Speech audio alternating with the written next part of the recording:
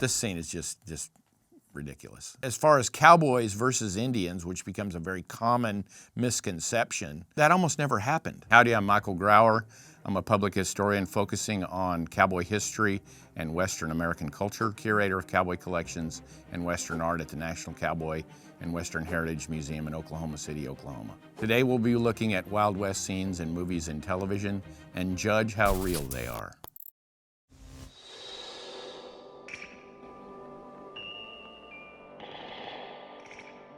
It's the greatest myth about the West is everybody was a gunman.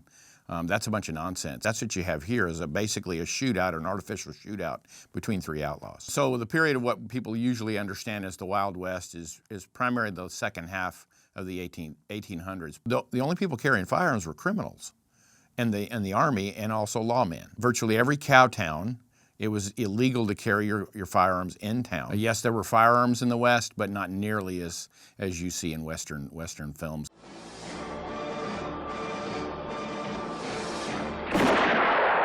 So this whole idea of the quick draw is just nonsense. One is the revolver was still somewhat new. It'd been around since the 1830s, but they're notoriously inaccurate.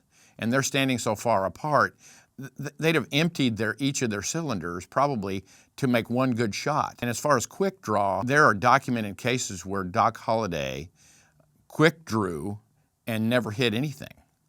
And so the lack of accuracy in the quick draw is one of the things that never comes through in the movies and television.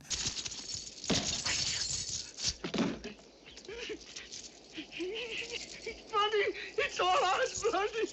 Everyone wants to get rich quick, and so gold fever was very common throughout the entire 19th century in the U.S., particularly because of the gold strikes in California, later on in Idaho, later on in Nevada, Colorado, et cetera. And in this case, it's coinage. I'd say a 4. And these guys are armed to the teeth constantly. I mean, it just defies credulity. This corpse is worth $7,000. Parts are real. Real-ish, let's call it. So there just weren't enough formal lawmen. So ultimately, you have bounty hunters who are eventually deemed to be law enforcement on some level, and they tended to operate beyond the fringes of proper behavior for a lawman.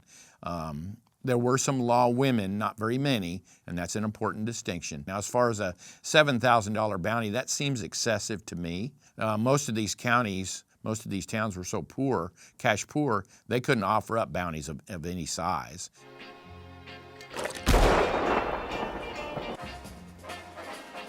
That's accurate. Them partnering up and him teaching him the quick draw and being proficient with firearms. I think we really ought to start with the German immigrant. Germans, to a person, were abolitionists. They didn't believe in slavery at all. And so the fact that he helps to free the Jamie Foxx character eventually, that's probably fairly unusual, but not terribly inconsistent with their feelings on slavery. Your ass!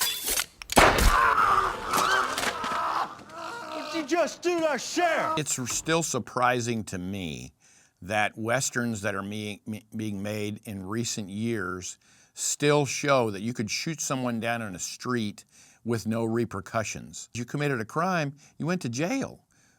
You were indicted, you were arrested, you were arraigned, and eventually you had a trial. I will say something about the sheriff that he shoots, that he claims is an outlaw, Willard Peck. That happened quite often. You would have an outlaw who decided to reinvent themselves as a lawman. 5, as far as the storyline, in some respect, again, belies credulity because, of course, Tarantino exaggerates everything.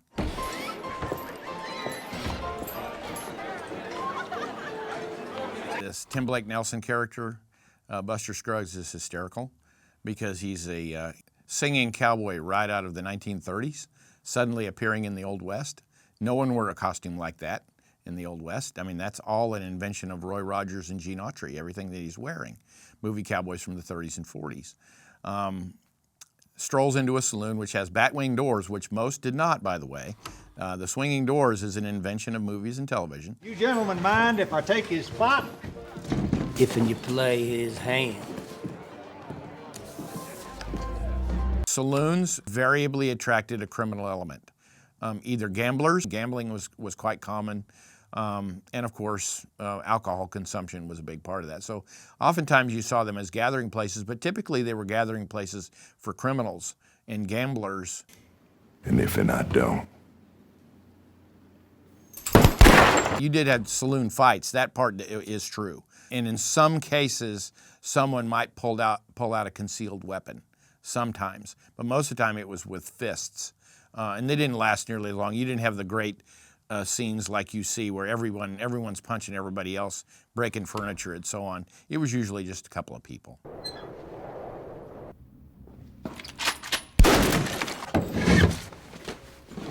On a frontier town like that, there wasn't a whole lot of cash available. It was largely a cashless society. It was more on barter than anything else. And so only banks in more established communities, larger communities, really had the cash that was worth the effort that bank robbers might undertake to rob one. I'd call it a 7. They're poking fun, gentle fun to be sure, at the singing cowboy films of the 30s and 40s. I don't think that it happened as often as we might think, although public executions were held. Fort Smith, Arkansas, of course, ruled by Judge Isaac Parker, a.k.a. the hanging judge. That's all been exaggerated over time and used to effect in both True Grit movies and also in the novel. I want you and your brother to stand clear.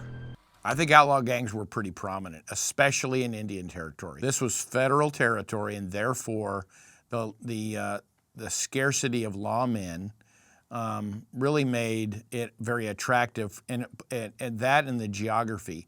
It was such a vast territory that outlaws could go and escape any sort of jurisdiction. So the Rooster Cogburn character is taking on the role of one of those federal marshals to round up a criminal gang led by Lucky Ned Pepper.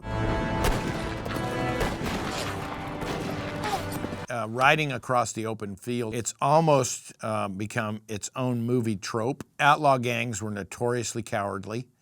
They didn't like to fight lawmen. They would bushwhack, certainly, if they had an advantage. It's not real sexy to get shot in the back or from ambush, so you have to dramatize it and then have them ride across an open field.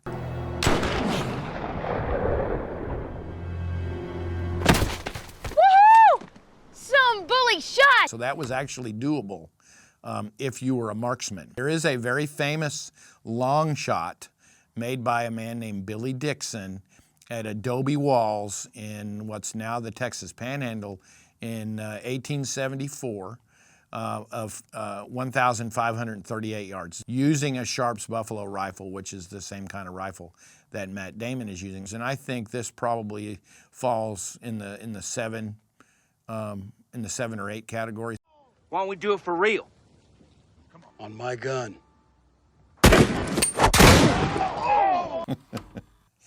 It's a farce. Why don't we do it for real? I mean, seriously, come on.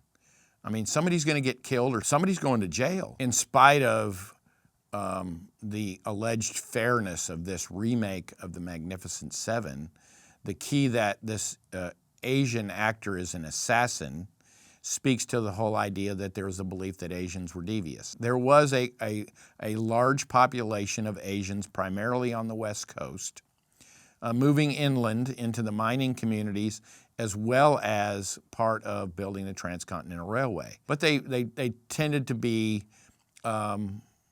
looked on as some kind of other, and of course, ultimately untrustworthy. I got a goddamn Gatling gun!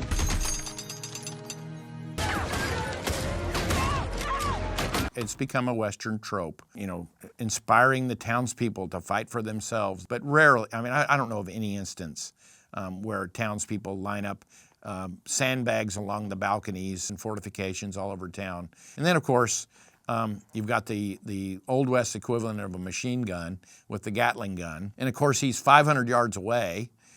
So how accurate is that from 500 yards away? I mean, come on. And these two warriors are both Comanche, which really means that if they're fighting each other, they could be from different bands, more than likely. I think one of the greatest misconceptions about Native people in the Americas is that they were all unified as a tribe.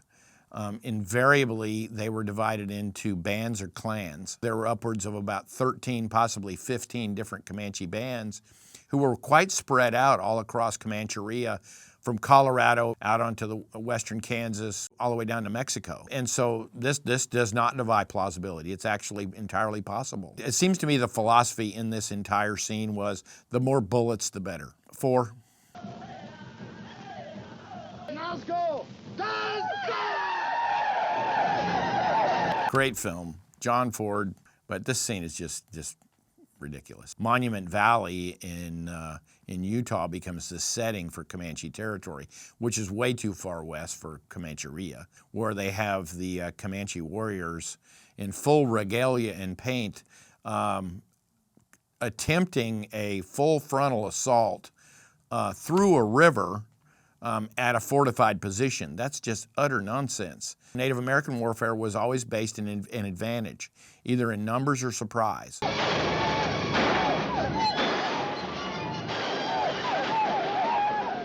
As far as cowboys versus Indians, which becomes a very common misconception, that almost never happened. Usually, when a herd was met by a group of Native Americans, they might ask for let's say a toll or a tax. Most cattlemen were willing to do that. So as far as fights between actual cowboys and Native people, almost never happened.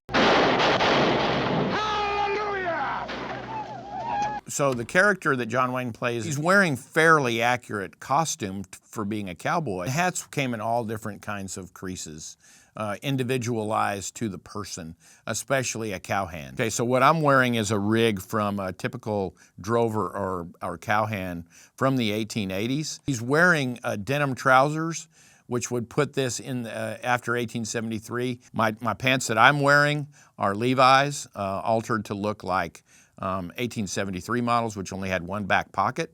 They all came with suspender buttons because there were no belt loops. And his boots are pretty spot on. By the 1860s, there is not something as a recognized cowboy boot yet.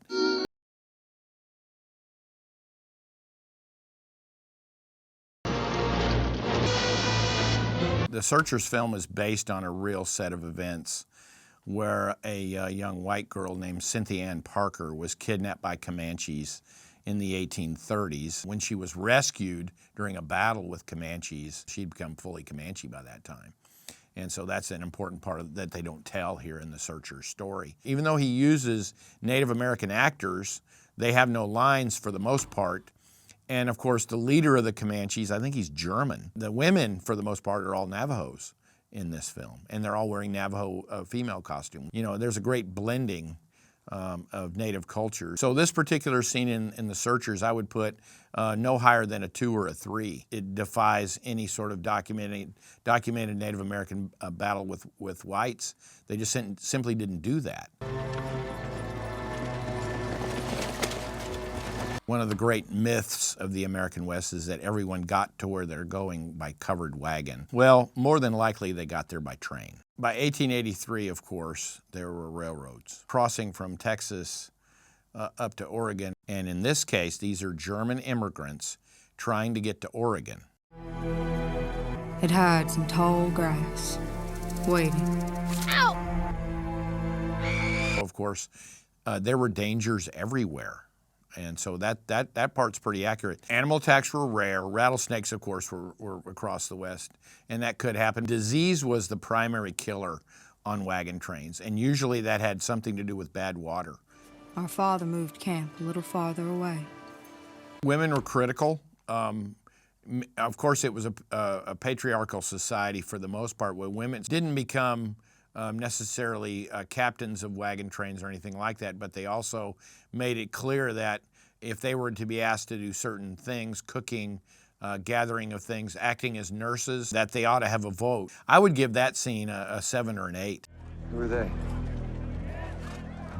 They call themselves the Army of New Virginia, and everyone else calls them the Confederados. There were, of course, Confederates and even members of the Confederate government that refused to surrender and remained renegades ultimately outlaws. They crossed the border into Mexico, and then some of them crept back over into the frontier regions in New Mexico and Arizona, West Texas, and so on.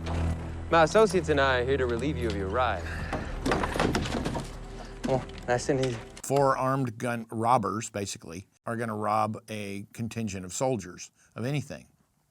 It doesn't make any sense. And they're driving an Army ambulance, which was not used necessarily for medical reasons, but it was used for transport of people. So they're not using the right wagon, first of all. It's not a freight wagon. Any freight that came to a U.S. fort or was used in transport, they used hired teamsters and often sent a party of soldiers to guard that shipment. There would have been a lot more soldiers, not terribly many, but certainly more than that. We're gonna blow these cactus eaters back to the dirt holes they crawled from. Hiring a mercenary, that was not uncommon at all. It's important to remember that, well after the Civil War, a lot of Confederate soldiers who had actually become prisoners of war were offered the opportunity to either stay in a POW camp during the Civil War or to be sworn into the U.S. Army and sent out west, what they called galvanized Yankees. After the war is over, after their obligation was fulfilled, they may have become mercenaries because they had a specific training set that could be useful to criminals, for sure. It's probably a 3 or a 4.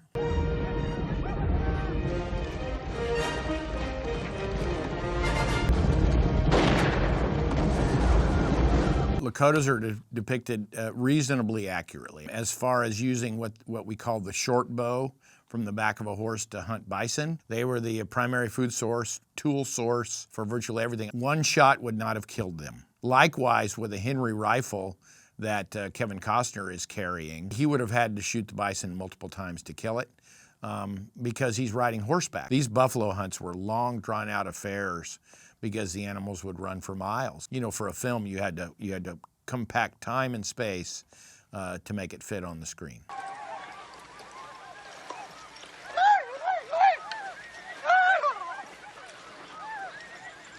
To take a bite of the liver is a way to consume part of that animal's spirit, and that's a form of gratitude, as I understand it in native lifeways. And to offer that to this white soldier in the Kevin Costner character is a way to kind of bring him into their lifeway. The attention to detail in depicting the Lakota people, and I think ultimately Native people in general in this scene, is critical because it shows great sensitivity. I'd put this at an 8. The instant kills, that's just perhaps a minor quibble, but overall the drama of a buffalo chase is just really one of the best handled that I've ever seen on the silver screen. All right, stay calm, everybody.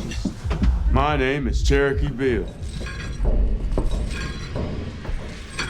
Complete fantasy. Rufus Buck and Cherokee Bill were notorious outlaws. That part is true. But I'm not sure in this kind of presentation this serves that particular movement, agenda, philosophy. As I mentioned before, outlaws fled to Indian Territory in huge numbers, but it also included displaced people from the eastern or southeastern United States who brought their enslaved people with them in the 1830s and 40s. And ultimately you have mixed race people there who are part Native American and part African American. And so both Rufus Buck and Cherokee Bill come from that demographic. So the zeal to track them down and bring them to justice did not just fall to federal lawmen, it also fell to tribal lawmen. And to create this fantasy story here with the Cherokee Bill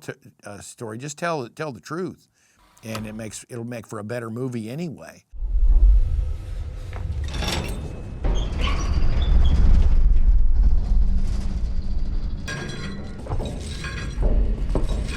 This is a specially designed prisoner train, evidently. Well, the U.S. Army did not get involved in legal disputes. Their job was to keep people safe from depredations, but they almost never got involved with outlaws. Almost never. They had federal marshals that did that kind of transport of prisoners. And usually they had special jail cars, usually by wagon, rarely by train. So the fact that you've got a mythical, fictional group of soldiers assigned to this specially designed prisoner cage built inside a train car.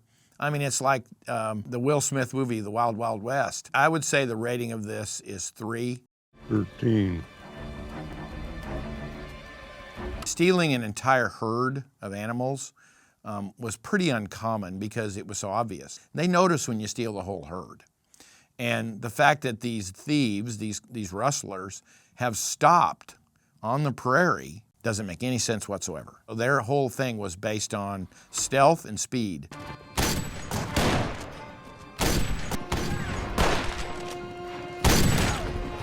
They just charge riflemen. That's just stupid. This posse, let's call it, led by Sam Elliott and Tim McGraw and others, they're all armed with rifles.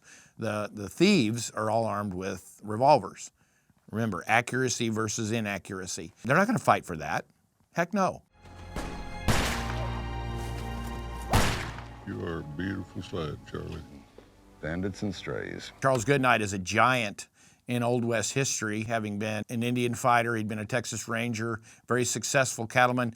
He would have had his men go with him, his hired men go with him. Plus, he was from Illinois, and he was notoriously gruff and notoriously profane. So the fact that he talks like a Southern gentleman in that, little it flies in the face of reality. As far as the cattle rustling scene, 4. We're here to disarm you. Throw up your hands. Oh, not what I want. That whole confrontation at a place called OK Corral is repeated over and over again, and ultimately becomes a trope. An outlaw game called the Cowboys tries to take over Tombstone, and another criminal element, also known as the Earps, try to push back for who's going to control this town. You know, Tombstone was one of those hells on wheels that popped up because of the mining industry. In the grand scheme of things, in terms of history of the American West, it's a blip.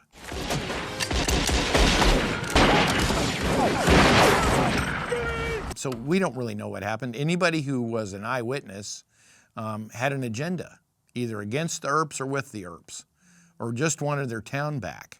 We know that some people were killed. The Earps were, and their people, along with Doc Holliday, were implicated. The scene's probably 6. I think they stage it fairly reasonably, who the combatants were.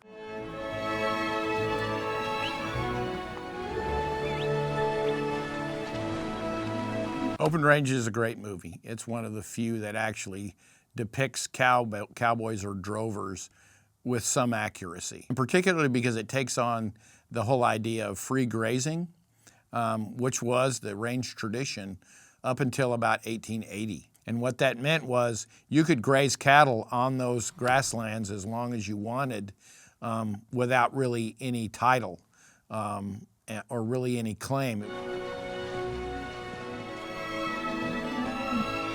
The primary tool of the drover and the cowboy was not a firearm. It was a rope or a short whip, initially made of rawhide, as that tradition comes out of Mexico. That actually comes from Africa ultimately.